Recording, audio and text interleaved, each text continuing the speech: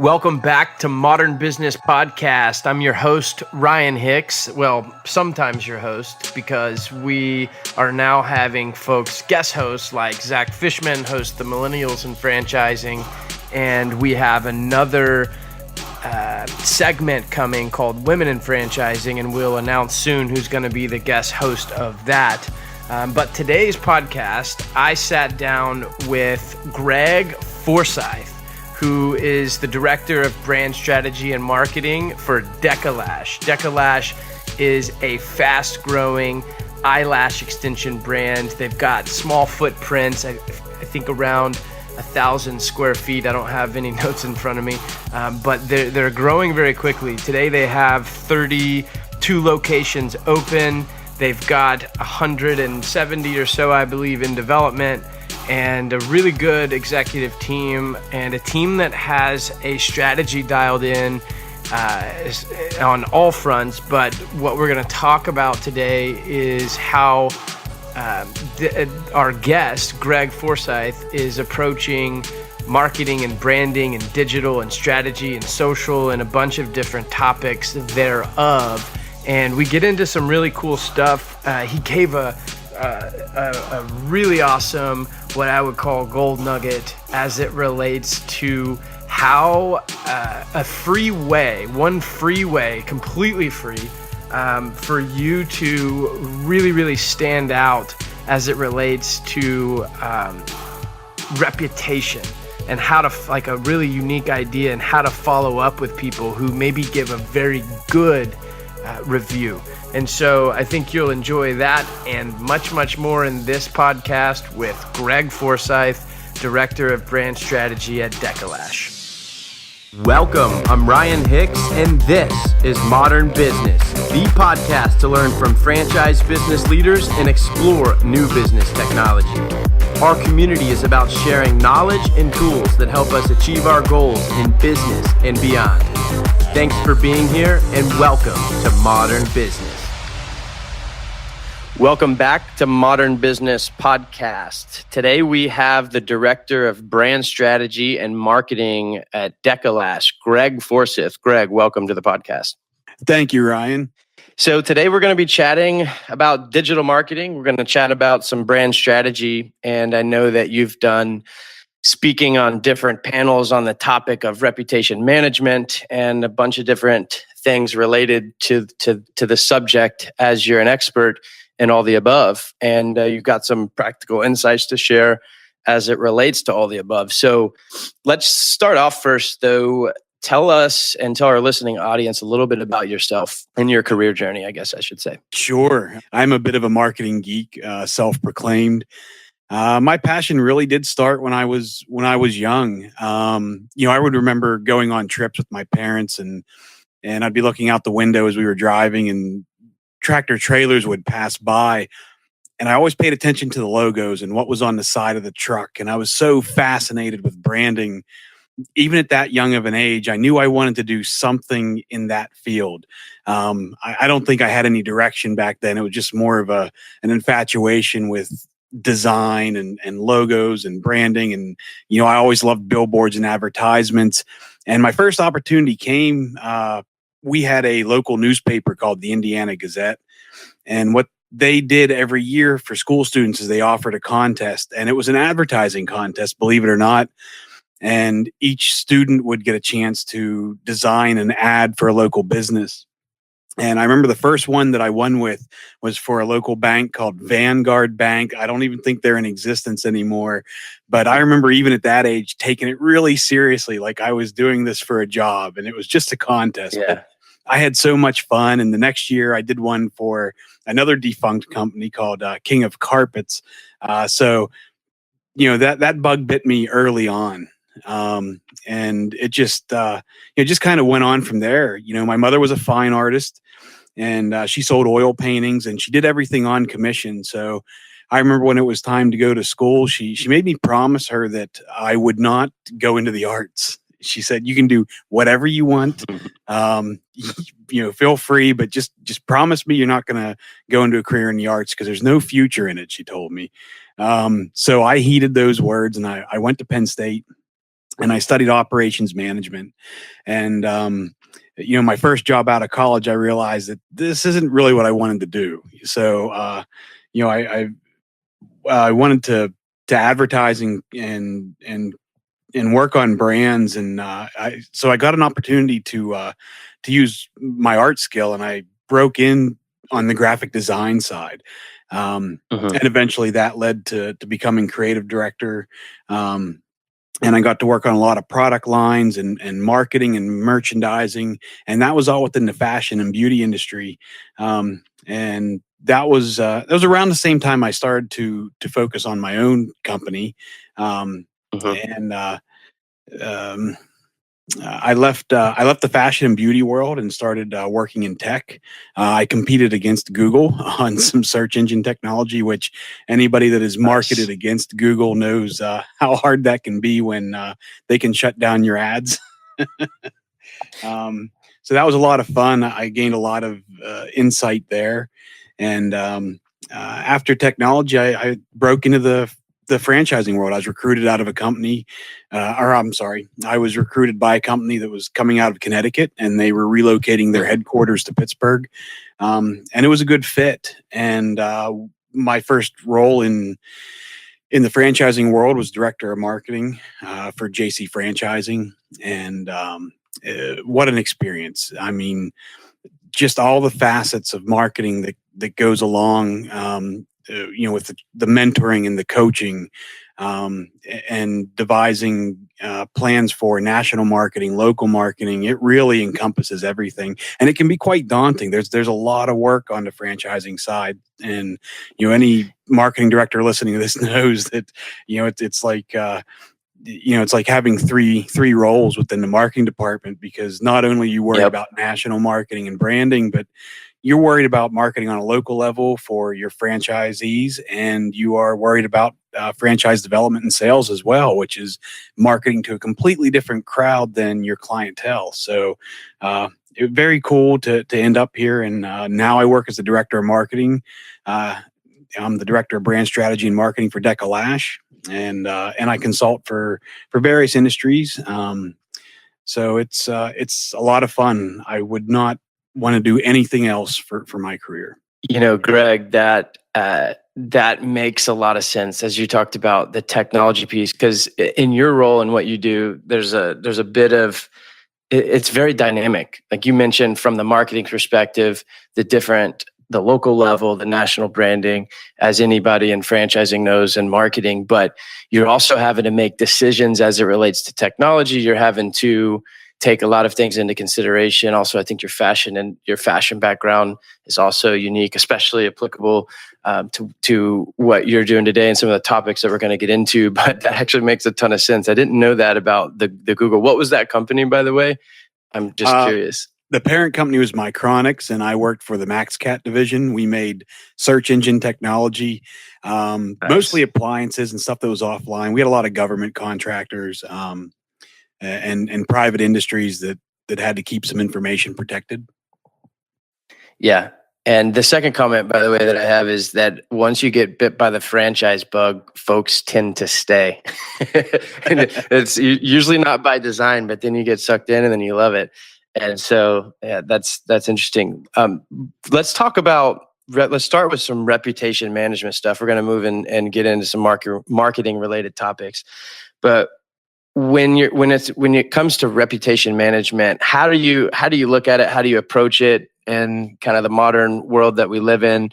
And what are some of the tips that you might have as it relates to reputation? Because it's everything. I mean, at the end of the day, they say word of mouth is the best form of marketing, and reputation online is essentially folks trusting what other people have to say. But let's unpack this subject. How are you approaching reputation management for DEKA Lash, and what are some of the tools maybe that you're using? So this is such a timely topic. Reputation management is something that I see in the various franchise panels. There's kind of a dearth of people talking about it, and there's a lot of franchisors that want to learn. Reputation management is is really essential to every business, no matter what kind of business you have, whether like us with DEKA Lash and we're in the beauty industry, or if you're selling cars or whatever the widget might be. It really matters what your customers think about you. It really doesn't matter as much what you think about yourself, because sometimes those two worlds are very far apart. And you really have to pay attention to what your customers are saying. And there's a lot of platforms that allow you to do that. But so much time, I think we focus on the negative. You can understand whenever a franchisee puts their blood, sweat, and tears into starting a business. And a lot of times these wonderful people are all in. They have cashed in their savings. They've cashed in their retirement. They're looking at this as an opportunity to get out of the corporate grind, to be their own boss. And they put all of this passion into starting this business. And then it happens. They get that first bad review and they can't believe it. And they're hurt. And a lot of times they take it personally, and you can't. This person's just giving their honest opinion, and a lot of times you gotta let some of the bad ones go. I think that the proper way to handle a bad review is to reach out to that customer, ask them what kind of problems did they have with their service or their product, and do whatever you can to make it better. Don't worry about profit or loss. Just try to make it right by that customer.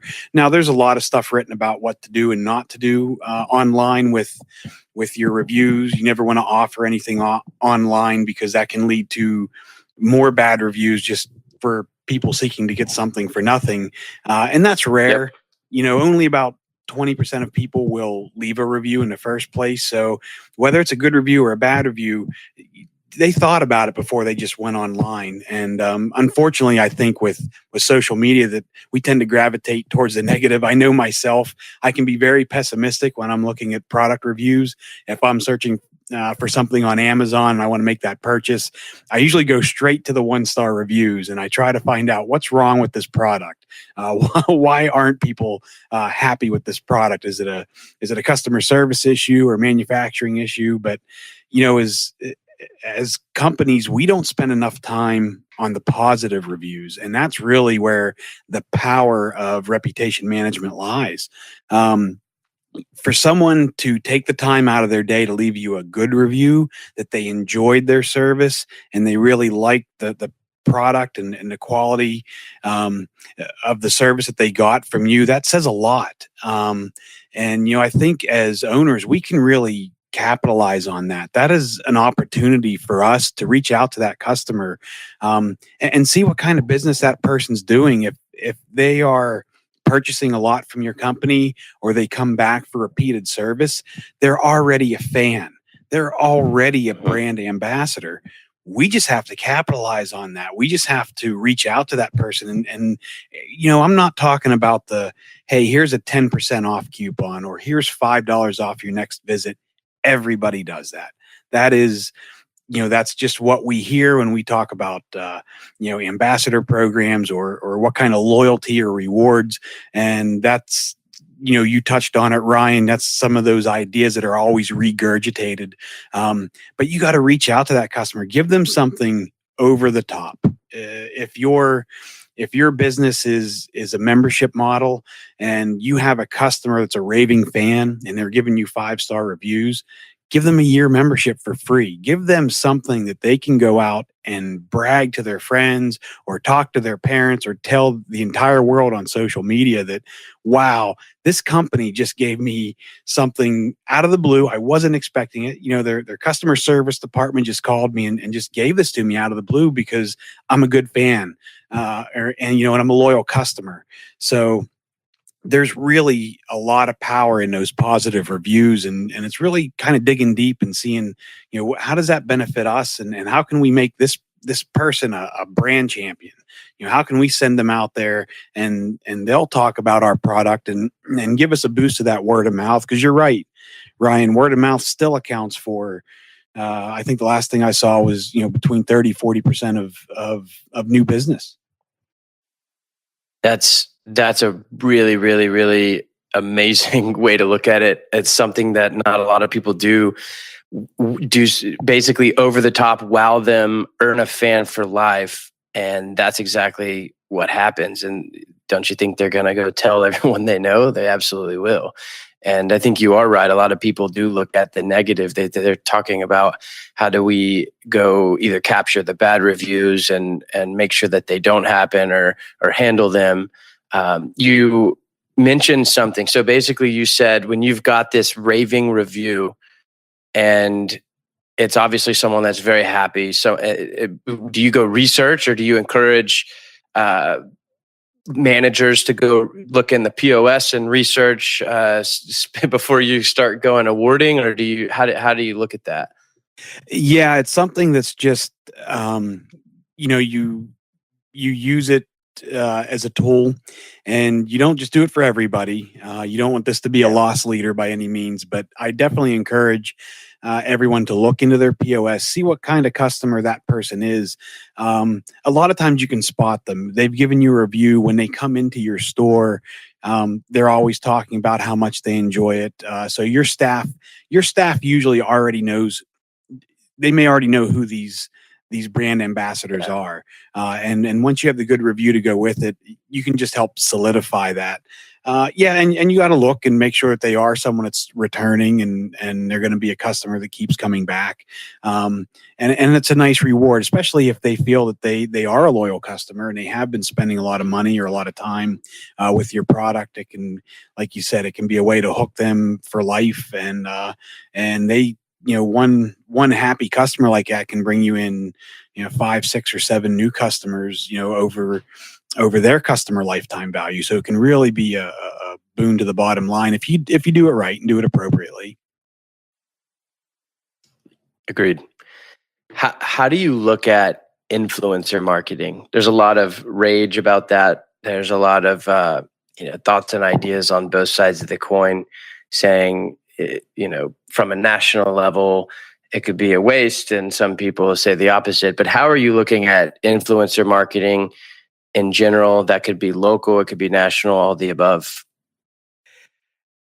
To me, influencer marketing is still powerful, but I think that it has become so saturated.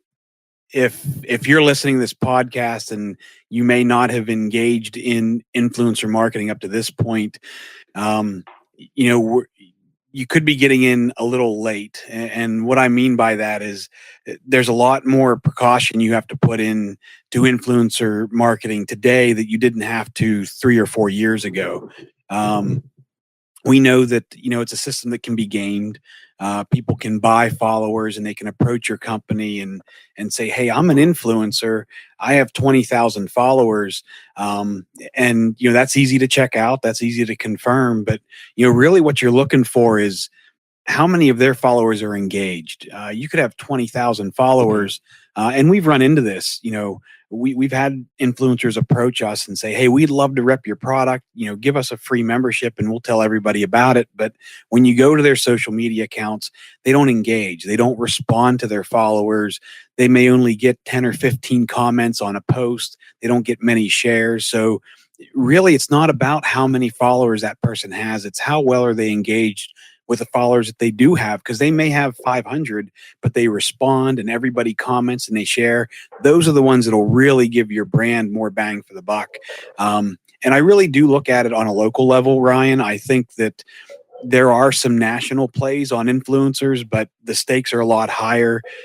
In order to be attractive to some of the national influencers, your social media accounts already need to be top grade. You got to have the 10, the 20,000 followers, because they need something in return as well. And it becomes more expensive. A lot of these influencers have realized the power they have, and they charge and they have rates. So sometimes the more popular influencers, it's not just about free product, but there's actually a compensation piece to that as well. So just really do your homework. They can still be effective at a local level, but there are some companies out there in the Midwest that are working really diligently to kind of build these mommy and me type influencer models, or these small local college students that might be influencers, and maybe they only have 500 to 1,000 followers, but they're engaged, and people in the community know who they are, and those can give you much more bang for the buck. Yeah, so local influencers can be very interesting, and I've actually seen some franchisees deploy that to much success. But I agree with everything that you just said. How are you looking at and approaching content strategy? There's so much to consider and take into in the mix. You've got all these different social channels. You've got blogging, podcasting, that. There's so many different ways to create content, and we can create content instantly these days. And we're going to talk a little bit about some UGC stuff here in a second. But how are you looking at and approaching content strategy?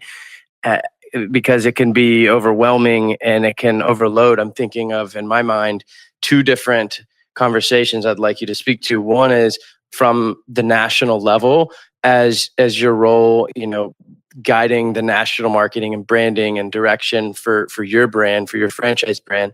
But then also at the local level, franchisees have so much to do, and there's so much to focus on, and they're not experts in these areas. So on both of these levels, both national and local, how are you approaching your content strategy, and how are you thinking about it?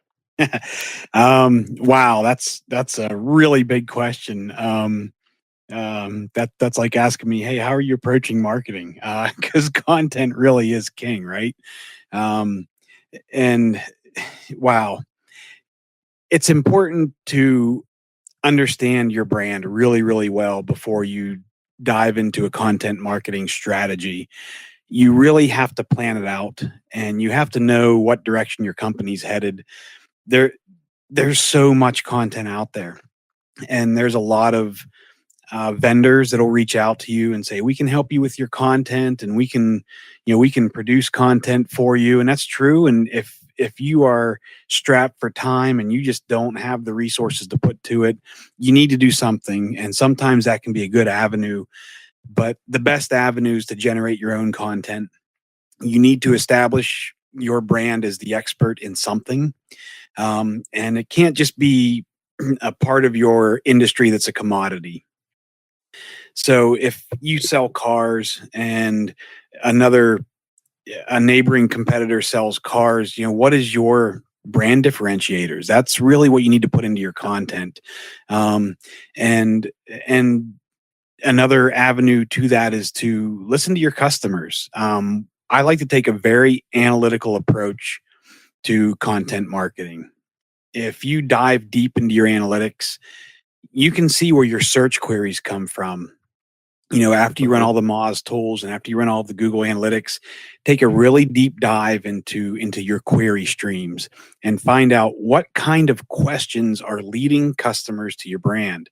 What gets them there? They might be asking, hey, what's the best product for me to take on vacation? There is a content opportunity, because now you can write a blog post around that specific topic. You can do a podcast around that specific topic by bringing in an expert on that specific situation. So it allows you to build good, authoritative content that's original, and spread it out. Do a little bit of video, do some blog posts, anything that can really hold that consumer's attention. And we know that video works tremendously well. It doesn't have to be a long video, and it's good to have the Insta story. Some of that content, even though it expires, just give your followers, almost reward them with fresh content, and try to keep to a schedule and a calendar. It doesn't have to be strict. It doesn't have to be rigid. But just make sure that you're answering your consumers' questions. Speak to their pain points. What do your customers really want to know about your product? And if it's a comparison, give them that. Give them what they ask for, and give them more than what they want. You drilled it. I did. I asked a very vague and big question, and you drilled it. That was really good advice. You mentioned Insta stories. Have you started, or do you have an eye towards, for example, IGTV, which is not, it doesn't disappear. It's basically the vertical Instagram's version of YouTube. Are you looking at that at all? Have you thought much about Instagram TV, IGTV, or is it at least on the radar? So it is on the radar. It is something that we've looked at. We haven't formulated a game plan for it yet, though. But it's going to be hot. It's going to be big, and we know that we got to get some pretty cool stuff up there. And I think now we're trying to look at it. Is this going to be a place where our client generated content can live? Client created content can be gold, and it can be wonderful. And if you can devise a way to create some quality content that has some length to it, then I think you have a really good platform for engaging with IGTV. When it comes to client generated content, UGC, user generated content, however folks coin that phrase, I think it's like you just said, I think it's gold. It's absolute gold. When it comes to your brand, are you creating that just by the nature of your particular products and services, because it's easy to snap a quick photo and folks are actually posting that themselves? Are you asking for it, or how are you approaching actually gathering that content? It can be a challenge. I won't lie. Many clients, they love your brand and they'll talk about it, but they don't want their picture taken. They don't want to be in your video. And furthermore, to get them in there, they have to sign a release. You got to make sure that you're protecting your brand. Always get a model release. Always have one handy for when the opportunity arises. But it can be tough. They're not always apt to volunteer to do it, and that's where some of the local influencers can really help you. They can help you generate some of that content if you can't readily get it from your clients. But the best way to get it from your clients is just to make it really easy. There are companies out there that make some pretty cool kiosks and some things that you can put into your store to facilitate that. If a customer can see the instant gratification, if they can take a picture of themselves and see their photo up on the monitor in your store as part of your Instagram feed, that's when things get really interesting. And that's when customers get excited, because they can take a quick selfie and they can see it on your monitor really quick. And that can create a lot of fun and excitement. And it speaks volumes. The more happy customers that your clients see, the more trust they have in your brand. And that's really what you're trying to build with UGC, is that consumer trust. You want them to know that, hey, it's okay to shop here. This is where everybody wants to be, because we have a really good product and it's quality, and look how happy everybody is. But there is a dark side to it. UGC can be dangerous too if you don't have a quality product, and you don't look at your product as better than your competitors, and you're just trying to sling something out there to make a profit. It can be dangerous, because if a lot of your customers aren't happy, they can put up negative pictures too. You think of a hair salon or some place that someone goes to look beautiful, and you botch their hair job and they post that, then now everyone's seeing an example of your bad work. So you got to make sure that you really care about your clients and you're doing quality work. Agreed. And you got to monitor it as well. You can't just let that stuff live without taking a peek at wetting and tagging and all the rest. So monitoring is definitely important. But you mentioned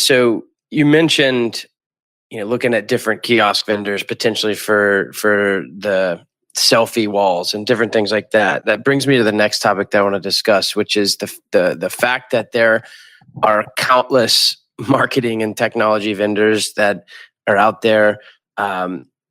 It's a noisy world. It's tough to integrate everything into a cohesive strategy. So talk to me about how you approach this process as you're leading marketing direction. You also, I would presume, are touching different areas of the business because yeah, actually, I know that because we've had some chats about it. But talk to me about the selection of those vendors and the formulation of those strategies. Wow. Another really big question that I love to talk about. So thank you, Ryan. I think that as a marketing director and anyone in this field can compare their own stories, but wow, we just get crushed with requests from vendors. I mean, my email box is inundated every morning with demo requests for phone calls. Hey, can I show you my new product? And we can bring you more leads and more sales, and we can reach more customers. And it is the same mantra, and it does start to weigh you down because Yes.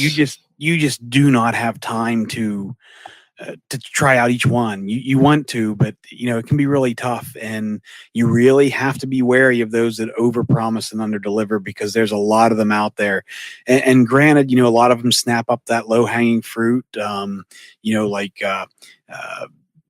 social posts and stuff. But really, do you want to entrust your brand to a company that's hiring interns that, hey, they're going to go out and they're going to do a Google search on your product, and they're going to pull stories and they're going to rewrite them, and then we get right back in that same problem we have where nothing's original. Consumers will look at that post, say, I've seen this 1,000 times from everybody, and you're right, it becomes noise. So you really got to start looking for what is a good fit for your brand.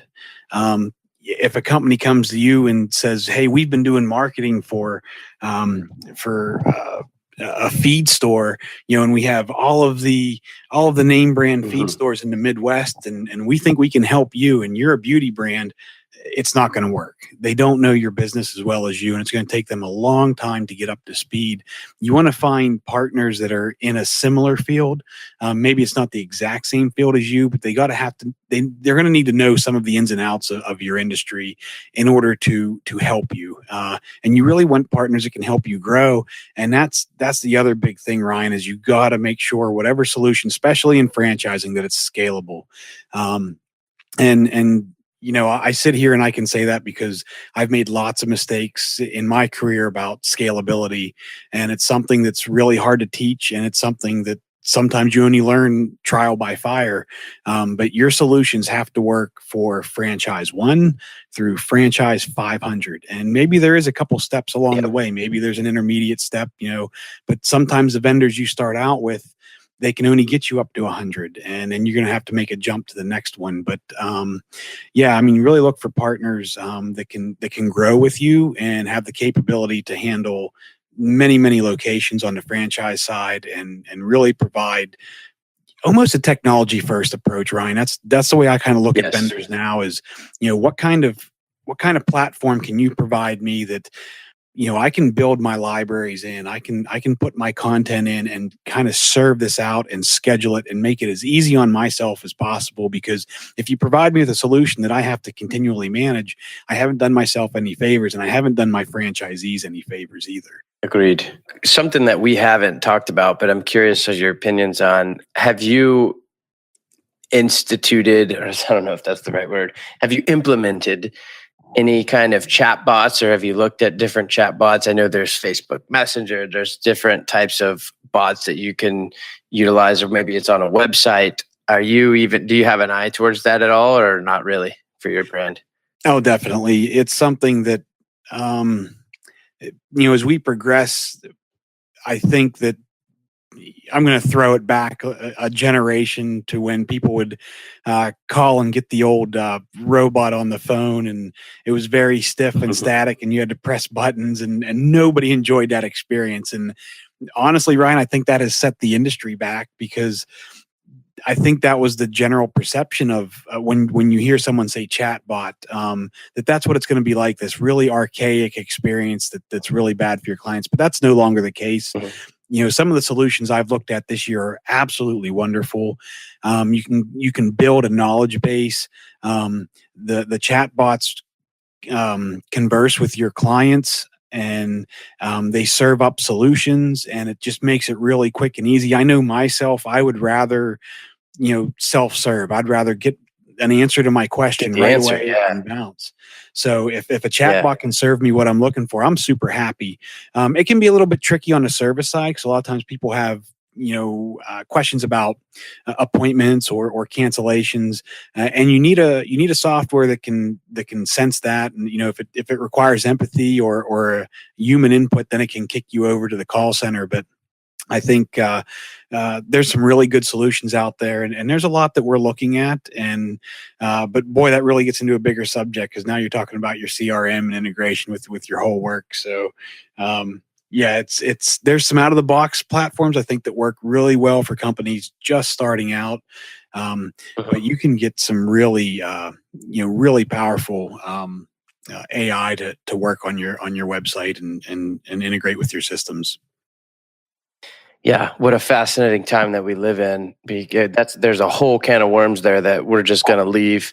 Maybe we chat about all that later, but it is an absolutely fascinating time that we live in when we're able to layer on AI to a lot of the data that we have. It's just interesting. I've heard it recently described. It's like the data has been there. Like we have all this data, but now we're able to layer processors on top of that data, and we're able to have it start making relevant, not necessarily decisions, but it's just the processing power is there. So you've got a processor on top of the data, and you can get meaningful, actionable insights from in all different aspects of the business. It's just quite interesting. I mean, whether it's from, we've been talking a lot about marketing and social, same thing as it relates to CRM, just mining that data. Like earlier, you were mentioning rewarding folks, the select folks that leave those specific reviews, raving reviews, etc. Well, what if there was a technology that can go identify those people that you want to go engage with? Obviously, we all have that, but how do we make that easier, quicker, and et cetera, et cetera? It's a fascinating time we live in. It's also mind-boggling because there's so many different technologies and things to consider, and then you have to make them all integrate, which is the fun part. But yeah, it's a fun time that we live in. It's awesome. Tell me, let's talk about the brand briefly. Where are you guys at today? Where are you headed? And what's exciting around DEKA LASH? Everything's exciting around DEKA LASH right now. Where we are is a period of very fast growth. I don't think any of us, I think we all hoped that we would be where we are right now. I'm not sure that it didn't take some of us by surprise just how popular our concept was. DEKA LASH really focuses on customer experience, and we really want everything that customer experiences in our studios to be consistent, the same across the country. We've really put a lot of thought into the sounds that play within the studio, the customized lash beds. They're ergonomically designed not just for the client, but for the comfort and safety of our lash artists. So we have a really cool model up front. It's a receptionless model. We have custom built apps that sit up front. So it's we're really trying to make it a modern studio and focus on that customer experience. And where we're heading, that's a secret, Ryan. I can't give that away, but it's going to be awesome. We're looking at a couple things to bring to market over the course of the next year. But just last year, we revolutionized the lash industry when we released True Volume. It was a revolutionary product. It was a way to get true volume safely in about half the time and about half the cost compared to Russian volume. And it's been a big hit. We've seen our growth in volume double digits now. And I like to think that we were part of that jump in the culture that really brought volume back to popularity across the industry. So a lot of good stuff is happening, and all I can say is keep an eye on us because we're not done yet. We love playing the disruptor role in this industry, and we have a lot of good stuff planned.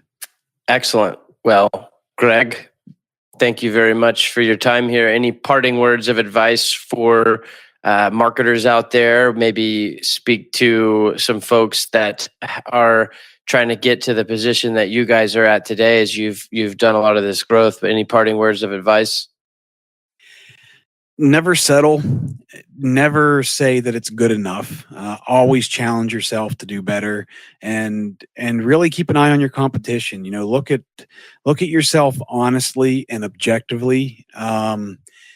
One of the things I like to point out whenever I work with companies is that you get so ingrained in the culture of your company, and sometimes it's really easy to create this buzz internally.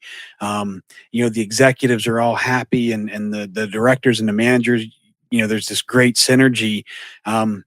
But no one's taking a step back and looking at it objectively and saying, how are we fitting into this industry, and where are we compared to everybody else? Make sure that you're continually moving that needle. What opportunities are in that industry that nobody else has done that yet, that you can affect change.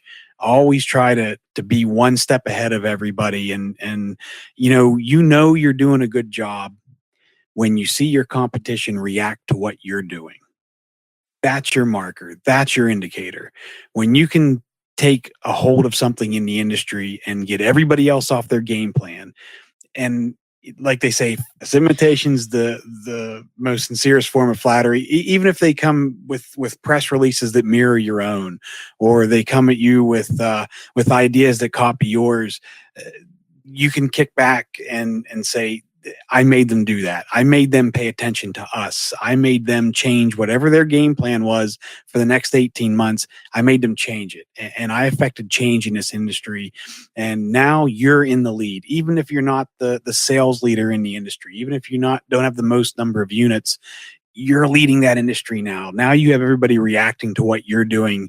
That's when you got to put your foot on the gas and keep it moving forward. Always have an innovation planned after your last one. It's like a chess match. You can never just rest on your laurels.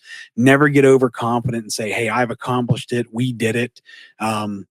Say, that was great. That's awesome. What's next? Love it. Firing me up there. That was really good advice. Greg, Forsythe, thank you very much for your time. Thank you, Ryan. I appreciate it.